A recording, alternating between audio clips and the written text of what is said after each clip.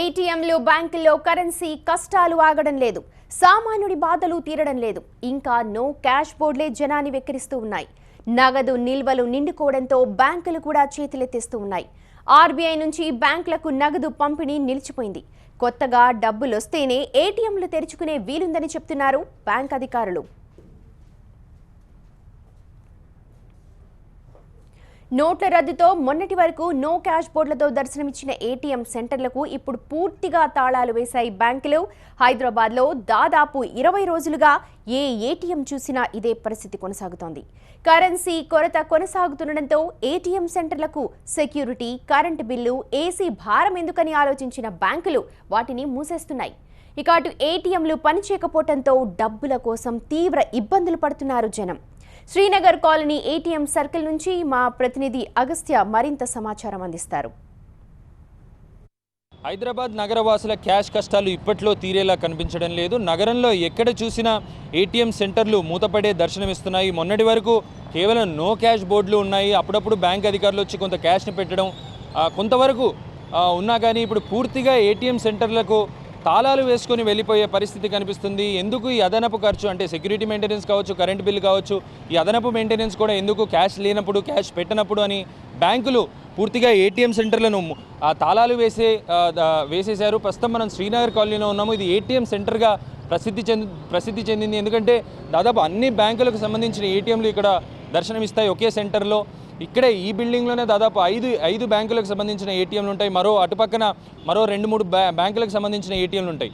మొత్తం అన్ని బ్యాంకుల ఏటీఎంలకు షట్టర్లు వేసి తాళాలు వేసే పరిస్థితి మనకి కనబడుతుంది. అయితే డిమానిటైజేషన్ జరిగిన తర్వాత 50 రోజుల్లో పరిస్థితి మారిపోతుందని నరేంద్ర మోడీ హామీ ఇవ్వడం జరిగింది. అయితే జనాలు మాత్రం 50 రోజులు ఓపిక పట్టారు. ఆ తర్వాత జనవరి 1 నుంచి కొంచెం పరిస్థితి సద్దుమణిగినట్టే అనిపించింది. క్యాష్ అందరికీ అందుబాటులోకి వచ్చింది, దొరుకుతుంది. కానీ అనుకోకుండా ఈ నెల మొదటి నుంచి మళ్ళీ ఈ క్యాష్ కష్టాలు అనేవి మొదలయ్యాయి. ఎందుకు అని ఆరా తీస్తే కనుక ఆర్థిక నిపుణులు అనేక కారణాలు చెప్తున్నారు. ఒకటి, ఆర్బీఐ నుంచి మార్కెట్లోకి తగినంత క్యాష్ రాకపోవడం వల్ల, ఏదైతే లిక్విడ్ క్యాష్ అంతకుముందు గతంలో ఉందో అంత క్యాష్ రాకపోవడం వల్ల ఈ క్రంచ్ ఏర్పడిందని ఆర్థిక నిపుణులు కొంతమంది చెప్తుంటే, మరికొంతమంది మాత్రం ఎవరైతే జనాలు క్యాష్ తీసుకున్నారో వాళ్ళు తిరిగి బ్యాంకులకు డిపాజిట్ చేయకుండా ఆ లిక్విడ్ క్యాష్ని తమ దగ్గరే పెట్టుకుంటున్నారని, మళ్ళీ ఎటువంటి కొత్త నిబంధన వచ్చి డబ్బులకు ప్రాబ్లం వస్తుందో అనే ఉద్దేశంతో క్యాష్ను తమ దగ్గరే పెట్టుకుంటున్నారనేది ఈ 2 కారణాలు ప్రముఖంగా ఆర్థిక నిపుణులు చెప్పడం జరుగుతుంది. ఏదేమైనప్పటికీ హైదరాబాద్ జనాలు మాత్రం ఈ క్యాష్ కష్టాలతో అనేక ఇబ్బందులు పడుతున్నారు, ఆవేదన చెందుతున్నారు. మొన్నటికి మొన్న ఒక యువకుడు దాదాపు 10-12 కిలోమీటర్లు తిరిగి కూడా క్యాష్ దొరకకపోవడంతో ఏటీఎం సెంటర్ దగ్గరికి వచ్చి ఏటీఎం అద్దాలను పగలగొట్టడం జరిగింది. అంత ఆవేదనగా ప్రజలు ఉన్నారని చెప్పుకోవాలి. అయితే నిపుణులు మాత్రం మరికొన్ని రోజులు ఈ క్యాష్ కష్టాలు తప్పవని చెప్తున్నారు.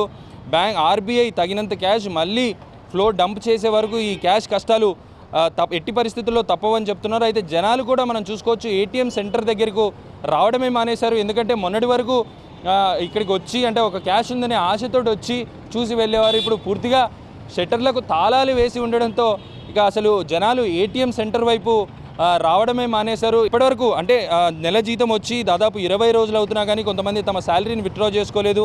చేయాల్సిన చెల్లింపులు కూడా ఆగిపోయాయని ఆవేదన చెందుతున్నారు. ఇంటి రెంట్లు కావచ్చు, చిల్లర ఖర్చులు, ఏదైతే క్యాష్ రూపేణా ఇవ్వాల్సిన ఖర్చులు ఇప్పటివరకు ఇవ్వకపోవడం వల్ల అనేక ఇబ్బందులు పడుతున్నారని చెప్పుకోవాలి. మరికొన్ని రోజులు వాళ్ళకి ఈ క్యాష్ కష్టాలు అంటే లిక్విడ్ క్యాష్ కష్టాలు తప్పేలా కనిపించడం లేదనే చెప్పుకోవాలి. కెమెరామ్యాన్ శ్రీకాంత్తో అగస్త్య, టీవీ9 హైదరాబాద్.